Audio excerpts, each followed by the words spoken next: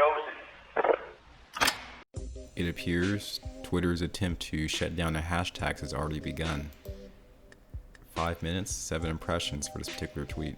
Normally there would be about, I'd say, 54. Now, attempting to stay organized, the purpose of this video is as a follow-up to a previous video I made where I claimed this particular image was a Photoshop. It's alleged to be a panel from an internal screen at Twitter.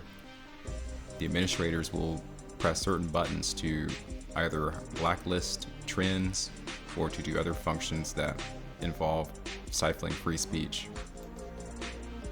In a video I uploaded July 18th, I basically exposed this apparent panel as like a type of Photoshop. I'll show you some of the key statements I made here. Considered normal.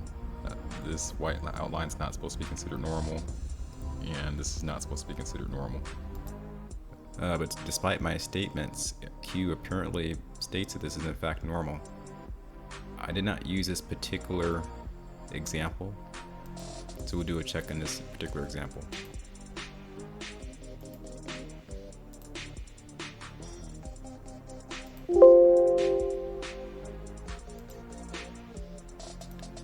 That sound you heard meant that I was replacing a duplicate I previously downloaded. So indeed I have had already the original file.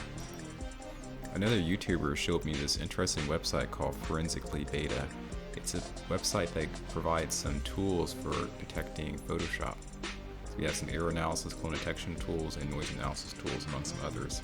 Right now I have histogram equalization on, and I'll go ahead and magnify certain portions of this.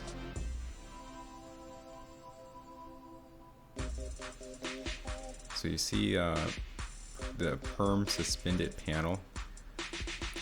Around the red box, there appears to be a little glitchy distortion. And the same goes for around bounced and suspended. And then for the little icons like the question mark and the social symbol and a few others, there's glitchy material around each of those symbols, which in my limited understanding of Photoshop tends to mean that the photo is not the original, that there's some editing to put those in place. I don't know everything about Photoshop, so some of you wizards out there who know a lot about this, you can correct me if I'm wrong. But just using this view, it would seem to me that this image is somehow illegitimate. The Q on the board did contradict that, stating that the image is legitimate. Specifically, it stated authentic JPG. Now, just to be thorough, I'll go ahead and take Q's image and also run it through my GIMP Photoshop program.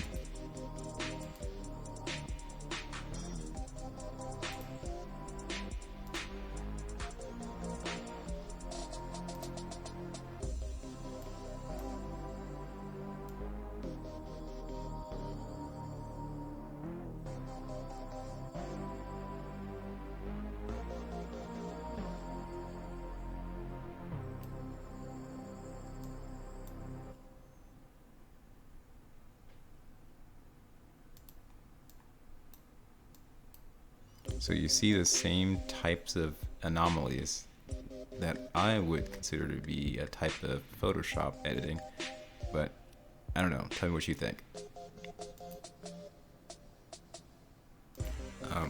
And I'm not sure if this means anything, but I'll just go ahead and tell it to you guys anyhow. So I told you I posted this video on the 18th. Q posted a correction on the 19th. There's an individual named Austin Steinbart, who I can say I'm at this point at most 1 degree separated from. I happen to have been in indirect communication with him earlier on Sunday. So I wonder, in a very, very interesting alternate universe, or even the current universe, is there a means of communication between Austin Steinbart and the individual operating the Q board, where once Austin received word early on the 19th that people were disputing the authenticity of the Twitter panel, that information transferred to whoever's operating the queue board, presumably Austin in the future, or whoever masters the queue. And that individual on the board then decided to go ahead and post the image stating that it's authentic. No, I'm not saying I actually believe that's what happened, but I will just state this because I don't really have all the facts as far as the whole situation. At this point, I definitely can't just brush Austin off. There's so many little tidbits of events that have occurred that seem to legitimize him. There are tidbits of events that had occurred years ago that add credibility to his connection to the Q movement. Twitter user Taylor Stiller posted a video basically identifying the fact that Austin Steinbart was in Washington, D.C. on October 25th, 2017. As Ben Collins reminds us here, Q's very first post on 4chan was October 28th, 2017, just 3 days later. Here's a photo from Washington, D.C., dated October 25th, 2017. I presume it's a photo that Austin took. But even if it wasn't, it's just interesting that it was posted around this time, just days before the whole Q thing started. And he calls himself Q. He also got a time lapse of the Washington Monument. This is not casual photography. I presume this was symbolic as a part of Austin's plan. Lastly, another somewhat interesting coincidence is this very evening when Twitter decided to put the kibosh on Q, Elon Musk just suddenly says, "Where are the memes? Send in the memes." He is aware that many Trump followers and Q followers are adept at creating memes. So Elon Musk doesn't put himself directly into the conversation by stating these terms directly. Instead, he just uses a more generic term such as memes. But this individual has sort of outed his sentiments previously, so we know what side he's on. He's a true patriot. That's all I wanted to share with you guys. The fight is now. This is Q Week. Bye.